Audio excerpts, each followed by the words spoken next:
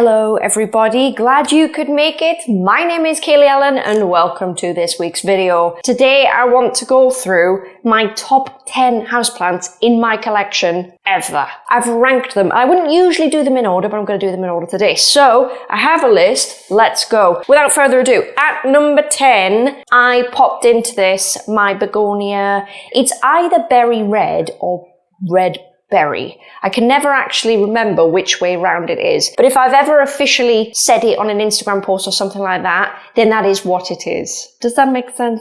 I will probably look it up from my Instagram and then tag it properly on this video so you can see what it is. Now this begonia I've had, if you've followed me for a long time, you will know that I've had it for a while, and I got it at some point in the shop. I don't know what year I actually got it. You know what? I didn't like it when I first got it in, but it's really grown on me, and to the point where I actually have it now.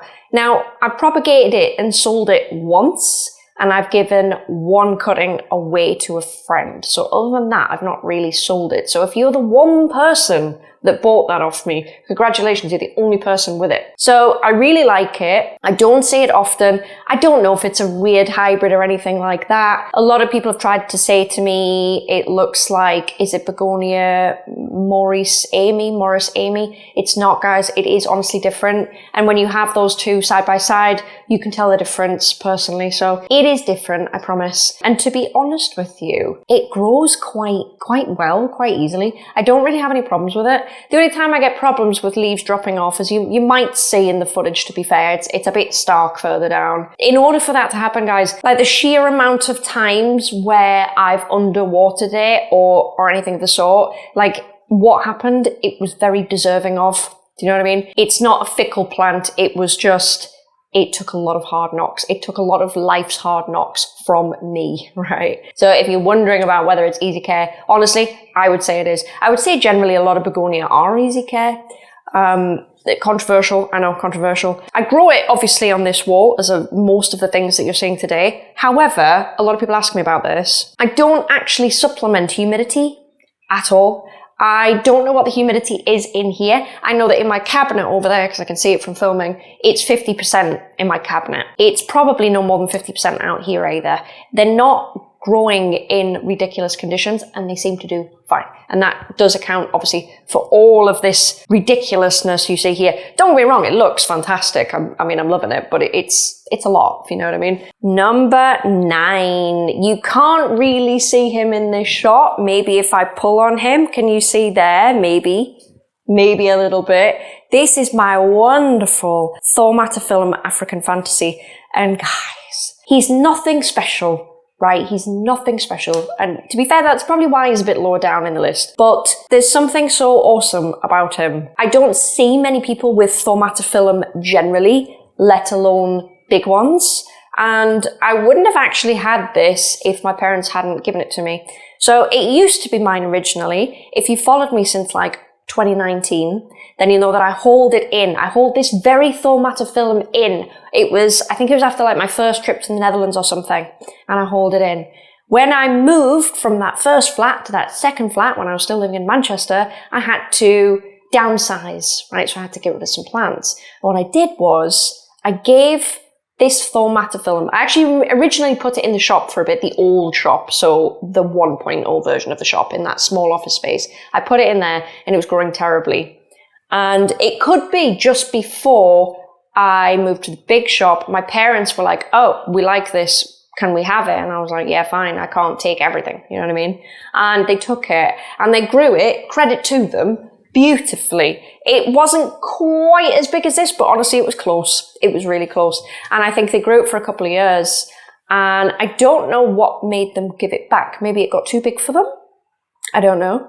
But I've had it ever since. And I'm so glad I brought it here, because where it sits on the wall, it kind of like just fills everything and like moves the plants up a tier. It's really hard to explain, but it adds a bit more height because it's a very tall plant. Now, the only thing I will say about Thaumatophyllum is they grow a little bit different from things like Philodendron, Monstera. They almost grow in like a firework pattern. And if you're not careful, they will grow out like this.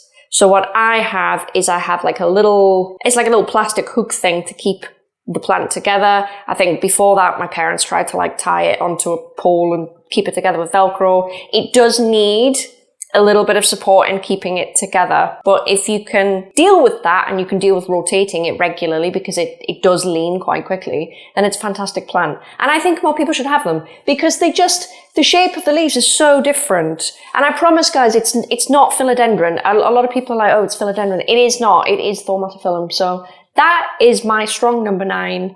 And I love him. And I hope he never gets too big and I never have to get rid of him because he just sits where he is on the wall so perfectly. What have we got at number 8? Ooh, my wonderful Anthurium Pallidiflorum super narrow. Now, I've got 2 of them, right? But I have to say this.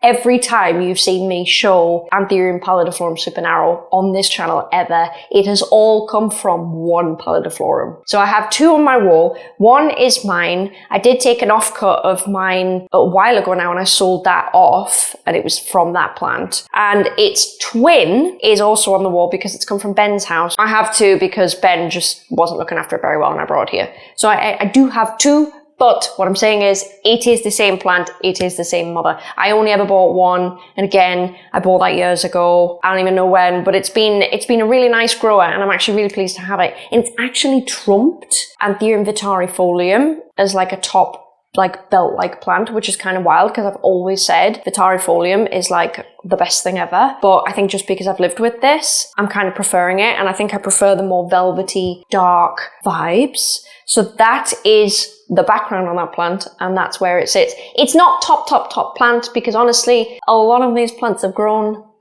And I think I'm a sucker for big plants, right? Everybody knows this about me. I would much prefer to have way less plants in a space. Lol. And have them bigger, basically, than have loads of little small plant pots. That's just not me. I don't mind having small pots if it's in like a cabinet or say, for example, the grow tent, because that's kind of the purpose of it.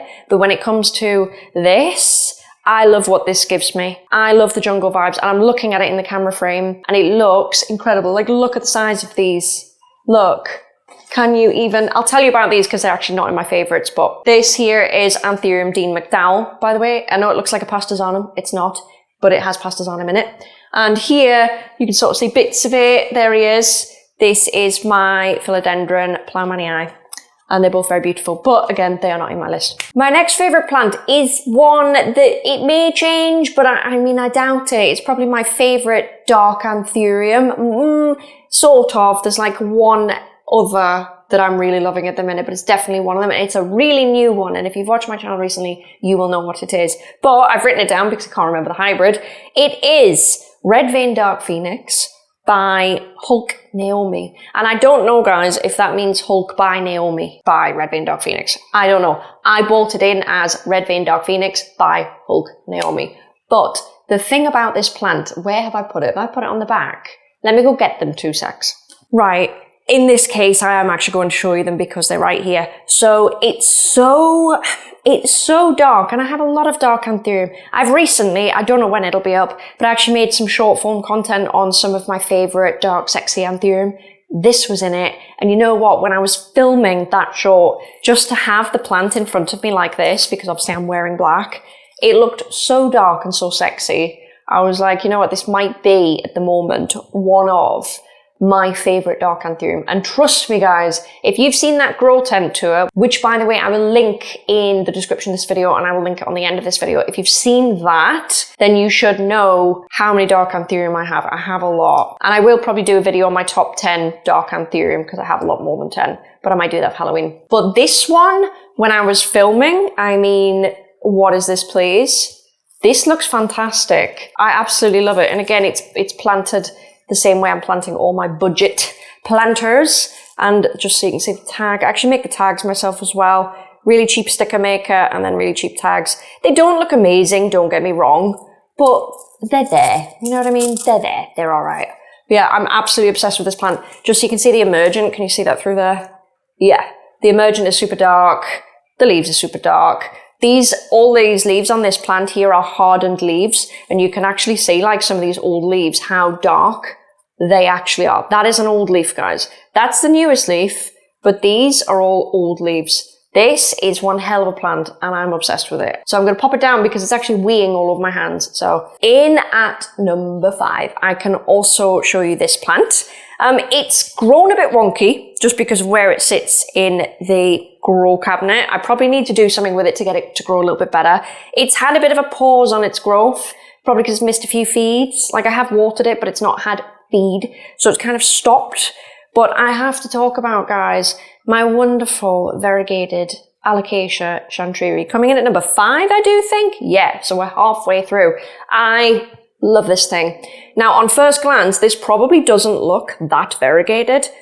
Honestly, I don't know if I ever showed this plant when the first leaf was coming through. I probably did on this channel, but it was more or less fully variegated.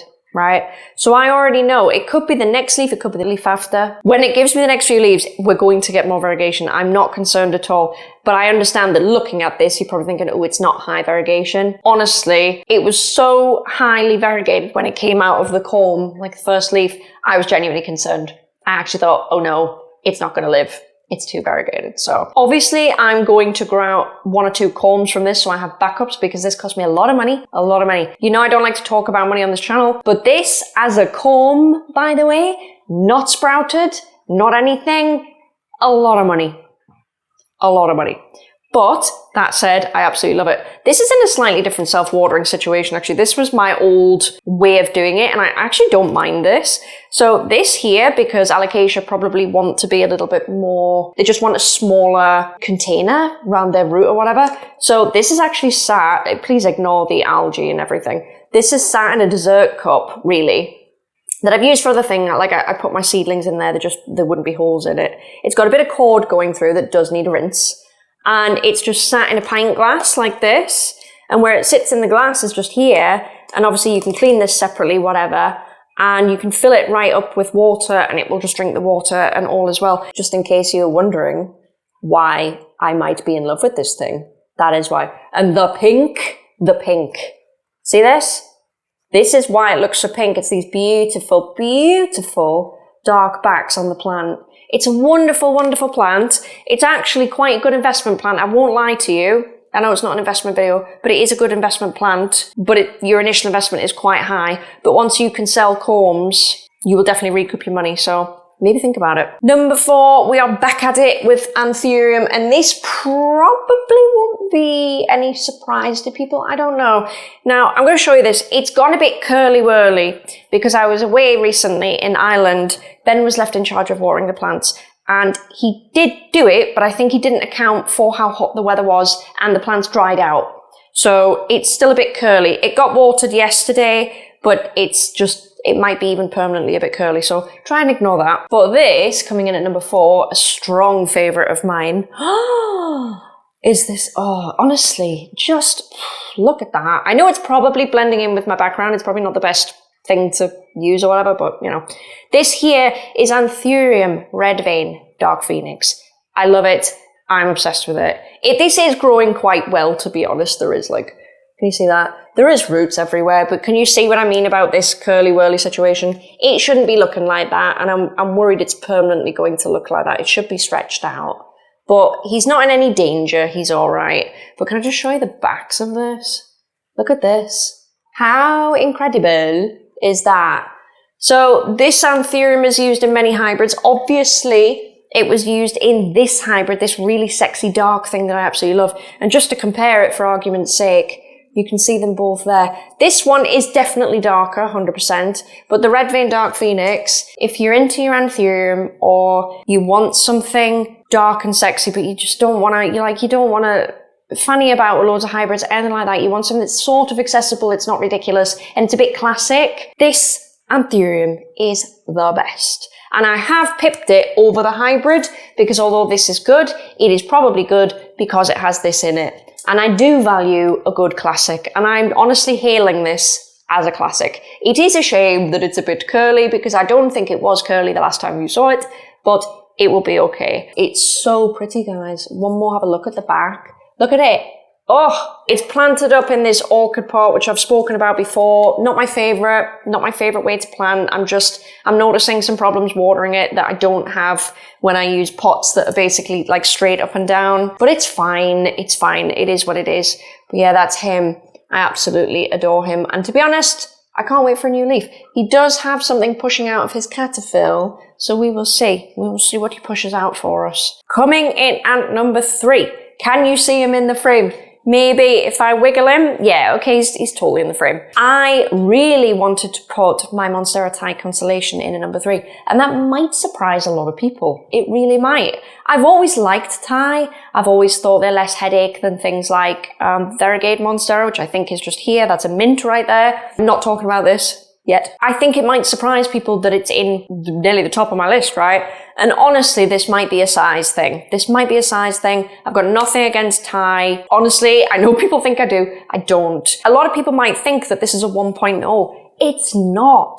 I do though. I do have a 1.0 upstairs. I promise I do. I took him home with me. I wasn't going to leave him because I've had him since, oh my goodness, 2018 or 2019. It was actually the first rare plant I ever bought, so obviously I kept him. He grows very gnarly because he's just on the top shelf and he's just all over the place, so I would have to take a cutting of him and start him off down here and start him off right. But for the sake of this video, I'm picking him, and honestly it is a size thing. So what is this guy? This guy is actually, if you cast your mind back, it is a creme brulee. It's a Thai Constellation creme brulee. Now, don't get me wrong, I have complained about that random spot on the plant that gets too burnt because it's too variegated. However, I'm telling you now, there is no difference between this and a normal Thai. It's just got a bit more variegation. And I'll be totally clear with you, it's on one side of the meristem or whatever, and that's it. And it presents itself every now and again.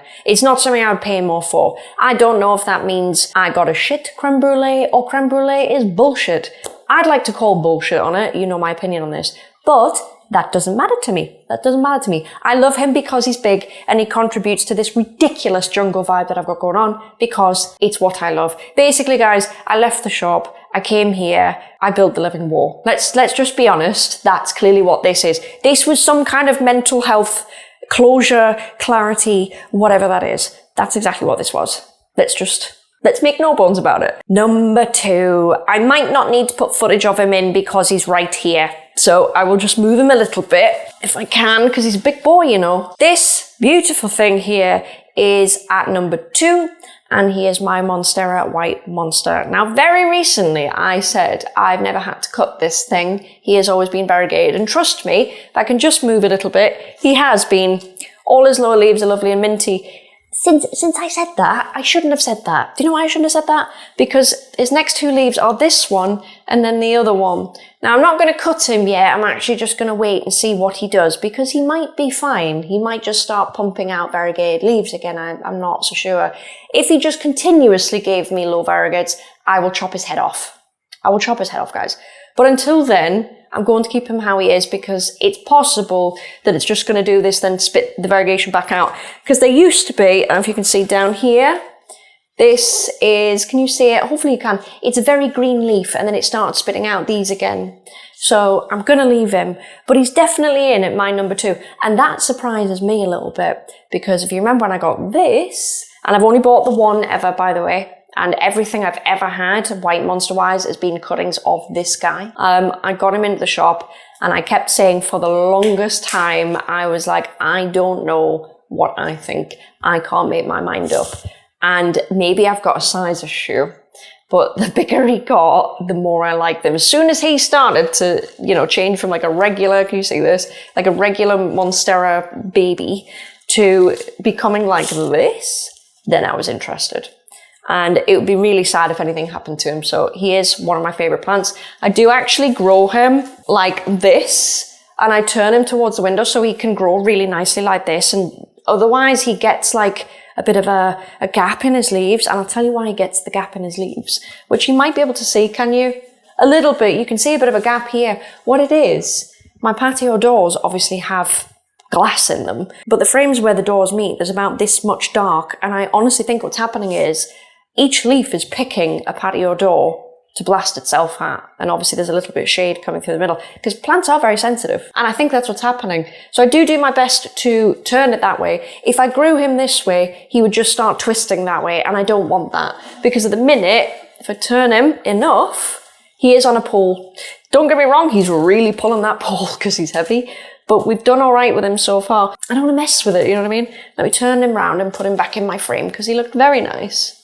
Is that him there? Yeah. But he's a beautiful plant. You can see he's a beautiful plant, and he is at my number 2. And that really, really surprises me. Like, nobody is more surprised than me. The 2 Monstera are at number 3 and number 2. Oh my God, it's just occurred to me, right? Before I get to number 1, it's just occurred to me that I've fudged the order of these. And you've probably been looking at the TV going, what the hell? So I've probably already gone 10, 9, 8, whatever. I may have skipped a number in there. You might be thinking, what the hell? Okay, I've missed one, and it was apparently number 6. It was after my RVDP Hulk Naomi, and what should have been in there was the Philodendron Jose Buono hybrid, which you can't see, but he's actually in that very corner there, from wiggling my finger, that leaf there, that's where he is. I can't believe I missed that. I don't know how I fudged that up. I literally wrote a list. I can't even follow the list. That plant, I got a few of them in. I didn't just get one. I think I got like, would I have got 5 or did I start buying 8? I used to always buy at the shop, I used to get like 5 of something, but at some point I got 8 just because they filled a tray properly, those big trays. So I could have got 5, I could have got 8. But it is Philodendron Jose Buono by Sharonii or Tenyu, but I don't know which way round it is. I honestly don't know. Whatever I said it was way back then, and I honestly, guys, I would not be able to find the content where I said what it was. That will be correct. I always get it right, usually, when I originally post things, but it's been so long that I don't know what it is anymore. That at some point I might sell cuttings of because it's very hard to get. It's a really weird philodendron hybrid that I don't think anybody wanted. But the reason why I like it and the reason it is in my top 10, albeit now you have fudged the order, it has this really unique ability to look jungly like the rest of this, but it grows really, really compact, which, to be honest, surprises me considering it's got Sharonii in it because that's very like this, right? Oh my God, how gangly do my arms look? Jesus, that's grim. But it grows really compact and it just looks really jungly. It is simplistic, but it looks really dense and chunky and staunch, and it gives you quite an easy ride. And I do think it's something that everyone can enjoy. The internodal spacing, so the space between the nodes where the new leaves grow from, is very tight as well. And that's definitely taken it from Jose Buono, I think, but it's one of my favorites. I never expected it to be. It grew on me over time. I did like it when I got it, but I remember complaining a little bit that the color of this plant is lighter than other plants, and it's not a feed issue. It's definitely just this plant looks a bit lighter. So if you take a picture of it, your camera settings aren't very good, or your lighting's not very good, it is going to look a little bit ill sometimes. It won't in real life, although it can if you do underfeed it, obviously. But it can just look a bit iffy sometimes. But it's definitely one of my favorites. Not my top, but it's there. My number 1 plant. Oh my God. It probably wouldn't have always been this way, but this plant has generated so much attention. Every time it pops a new leaf, it's something that it's what dreams are made of, right? And it's actually behind me. It's the only plant, ironically, that I'm covering. So I'm going to move to the side and I'm going to see if I can show you it. Can I? Maybe. You should know what it is by now, but it is, of course, and I will put footage in for you, it is, of course, my beautiful Variegated Gloriosum. Now then, if I can just show you this and then I will talk about him. This is, and obviously again, you'll get footage in here. This is one leaf. How amazing is that? He has this leaf here. He has some old ones here that did take a punt in the sun. They did. And he has this leaf here. Can you see this? Oh my goodness, he's so good. So I will give you the brief history after I tell you how it grows, because it might look a bit confusing to have white here and yellow here. So essentially, when the plant brings in new leaves, they start out very yellow. They then fade to like a nice cream color, like a banana milkshake color. And then eventually, guys, they go white. Very occasionally, they will stay creamier, but it's very occasionally. They won't stay yellow. They will go white. You just have to give it some time. But I actually really like that the plant does that. I actually think that's a really unique thing about the plant. So that's how it grows. Trust me, totally normal. It's how you know you've got the OG, in my opinion. in my opinion. The story of this plant, this plant's had some history.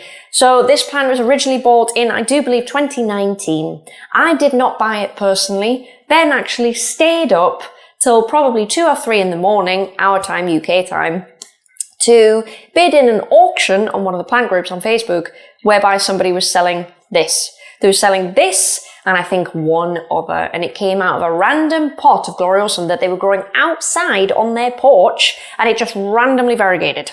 Luckily, we won this auction, and I can't remember if it was $1,400 or $1,700. It was one of the two, I'm not sure. It might have been $1,700, which worked out as £1,400. I can't remember, but both of those numbers are very prominent in my head, so maybe it was a conversion or something like that. Again, whatever I've said I bought it for is what I bought it for. But this was a long time ago, guys. This was like 6 years ago. So we bought that, and then I went to the International Aroid Show in 2019 and we picked it up. I got it. It was beautiful. I showed Enid when we first met Enid, and I panicked and I was like, hey, I don't want to put this in a hotel room for the week. What do we do? What do we do? Panic set in. We hadn't really planned any of this. So we gave it to Enid. Enid was flapping. I remember when we gave it to her, she was like, oh, I could put it in the car. I could do this. Oh, I don't know what to do. So we were all panicking, really. And we gave it to Enid. And basically, guys, she looked after this plant for me for at least 2 years, I think it was. Eventually, it got shipped over. We told her just use your judgment, start propagating it, create backups, whatever you want to do. And when it came to shipping it over, as a thank you, which I'm sure has gone down a treat, as a thank you, we gave her one of the propagations to keep. And we didn't even say which one it was. We just said, take one for yourself and then ship the rest to us. So I think we might have kept one there as backup. I can't remember. But we had loads shipped to us and she kept the remaining one. And between us, it's been a pretty good investment, to be honest. Enid invested her time and took care of it and propagated it. In return, obviously, she got plant. I'm sure she makes great buck off that because it's fantastic. And as I say, it's the OG. It's not the same as the TC. And I, too, have made good money off it. I still sell it now, by the way, but I only sell it in the UK. But if you want an OG Gloriosum that is absolutely the original, cloned from the original, come to me. I will sell you it. It has a price tag, obviously, but it's not the same price tag it obviously had in 2021 or whatever. It's obviously come down a lot. So if you're interested, let me know. Every single time I post this thing on Facebook, Instagram, like anywhere, it just goes boom. And I see why. It's because it's stunning. So I have to put it number one. Look at it. I can just see a little bit of it there. Look at it. Look at it. Beautiful, beautiful plant. And that is my top 10 best houseplants, I would say, in my collection right now. I don't think that'll change very quickly. I think for things to change, it would take longer. It's not like I've not really been fickle about it. I've picked things that I know I've liked for a long time. And I've mentioned a lot of this, these things over and over and over again. So I hope you enjoyed the video. If you'd like to see the grow tent tour, I will link that, as well as the video that YouTube thinks you should watch. So maybe click on that. And I guess I'll see you in the next one, guys. I will love you and leave you, and have a great weekend. Bye.